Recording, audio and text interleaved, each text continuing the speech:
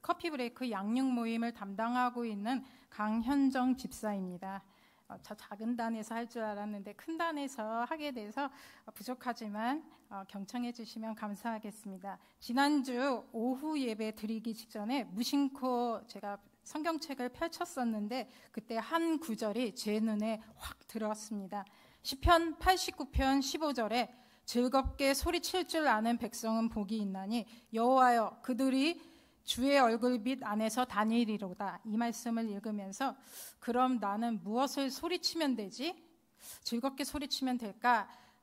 커피 브레이크를 통해서 하나님을 조금씩 알아간 것을 소리치면 되잖아 라는 생각이 문득 스쳤습니다. 그래서 연약하고 부족하지만 잠시 경험을 나누고자 이 자리에 섰습니다. 처음에는 커피 브레이크? 그런 커피를 마시면서 휴식을 갖는 시간인가? 그럼 나는 커피를 잘 안 마시는데 다른 주스나 음료 브레이크는 없나? 이러면서 호기심으로 참여를 했습니다. 그런데 커피 브레이크는 휴식 시간이 아니라 하나님을 발견해가는 묵상과 고민이 진지하게 계속되었습니다. 그렇지만 하나님 안에서 더 깊은 안식이 찾아오는 시간입니다. 제가 커피 브레이크를 처음 만난 것은 2020년 가을로 기억됩니다. 그때는 코로나가 한창으로 전 세계인이 마스크를 쓰고 생활하던 때였습니다. 제 작은 노트북에서 온 세상을 창조하신 그 크신 하나님께서 일하고 계셨습니다. 온라인의 줌으로 만나 마가복음을 함께 읽으며 나누었던 그 시간과 공간은 권사님들과 사모님의 웃음과 눈물이 함께하는 곳이었습니다. 하나님께서는 인터넷 안에서도 공간을 초월하여 사람들의 마음과 생각을 만지고 계셨습니다. 모태신앙인 저에게 낯설지 않았던 마가복음에서 예수님이 만난 사람들과 장면들이 새로운 충격으로 다가와서 다음 커피 브레이크를 기다리게 되었습니다. 제가 커브를 통해서 얻은 유익한 점을 두 가지로 말씀드리고자 합니다. 첫째, 혼자가 아닌 소그룹 성도님들과 함께 나눔 속에서 하나님을 아는 지식이 더욱 풍성해집니다. 하나님께서는 우리라는 공동체를 통해서 질문을 걸어오시고 그 안에 속해 있는 우리 각자의 생각을 듣기를 참 좋아하시는 것 같습니다. 소그룹으로 모여서 질문에 대한 답을 성경에서 찾아보고 생각을 나누면서 미처 발견하지 못했던 깨달음이 여기서 쿵 저기서 쿵 하고 마음에 와닿을 때가 있습니다. 동일한 요나서 룻기 말씀을 커피 브레이크를 통해서 나누어도 소그룹 대상자가 달라지면 그 나눔이 달라서 깜짝깜짝 놀랄 때가 많습니다. 다른 분들과 말씀을 나눌 때마다 이런 메시지도 담고 있었구나 라는 생각의 놀라움과 함께 하나님의 오묘한 뜻에 감탄과 감동을 받습니다.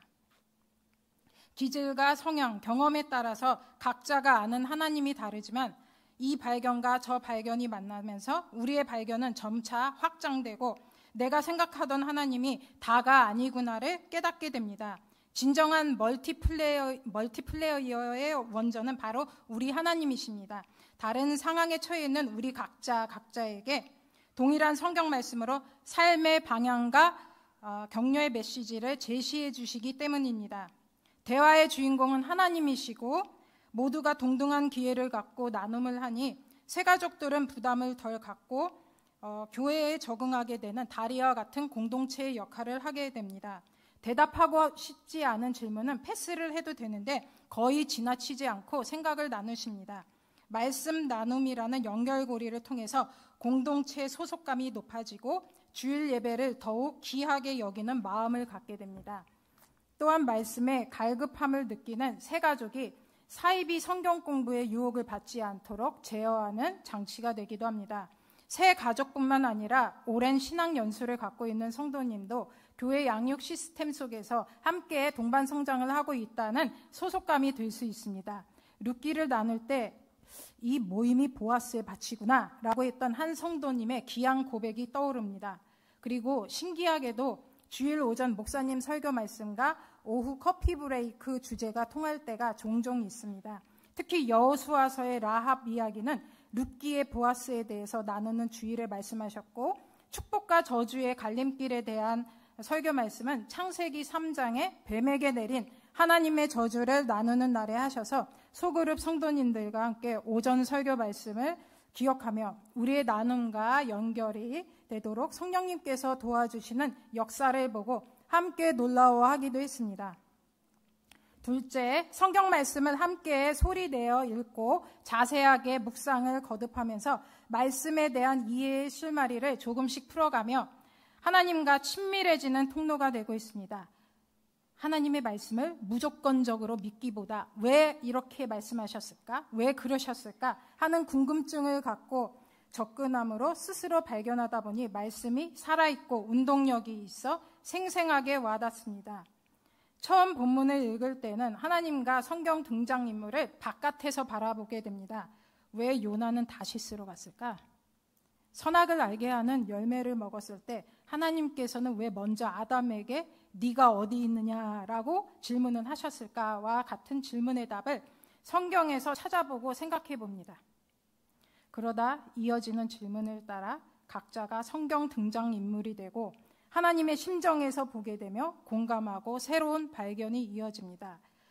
보아스와 룻가의 관계를 나누며 일터에서 만난 고용주와의 힘든 관계, MZ세대 직장 후배들과의 어려운 관계, 이런 것들을 돌아보고 누군가에게 내가 보아스가 되기도 하고 지나간 삶에 보아스가 되었던 고마운 사람을 만나게 하셨음을 발견하고 감사의 고백을 하시기도 합니다. 하나님과 첫사람 아담과의 분리, 그러나 사랑으로 가죽옷을 친히 지어 입히신 하나님의 모습에서 자녀의 갈등과 화해를 나누시기도 하십니다. 그리고 하나님의 낯을 피하여 도망가는 요나가 바로 나이고 악독한 니느웨 백성이 바로 나임을 발견하며 하나님과의 관계를 다시 맞추어 가시기도 합니다. 요나서를 나눌 때 홍미연 집사님이 나의 하나님은 끝까지 함께 하시는 하나님이시라고 고백하시던 그 천사 같은 표정이 떠오릅니다. 커피 브레이크에 참여하는 모든 성도에게 갈팡질팡하며 질주하던 삶을 잠시 멈추고 하나님을 의식하고 집중하면서 삶의 방향을 다시 정렬하는 시간이 되고 있습니다. 치열한 영적 전쟁터인 개인적인 삶, 그리고 가정과 일터에서 일상적인 삶으로 고군분투하며 살아갈 때 종이 성경책 안에만 머무르는 분이 아니시라 21세기를 살아가는 오늘 아담과 하와와 또 요나, 룻, 예수님의 제자들을 통해 우리에게 질문을 걸어오십니다. 앞으로도 어떤 말씀을 통해서 질문을 해오실지 기대가 됩니다. 치밀하고 섬세한 사랑으로 약한 나를 강하고 온전하게 하시는 주님을 바라보며 함께 하심을 깨닫는 귀한 고백들이 줄줄이 이어지리라 기대하고 소망합니다. 감사합니다.